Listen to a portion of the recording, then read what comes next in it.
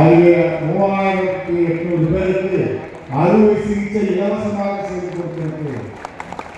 ஆகவே நீங்கள் 50 வயதுக்கு மேலே இருக்கிறவர்கள் ஒரு பிளட் டெஸ்ட் எடுக்க போனால், வேலூருக்கு போனால் 4000 ரூபாய் ஆகும், சென்னைக்கு போனால் 10,000 ரூபாய் ஆகும்.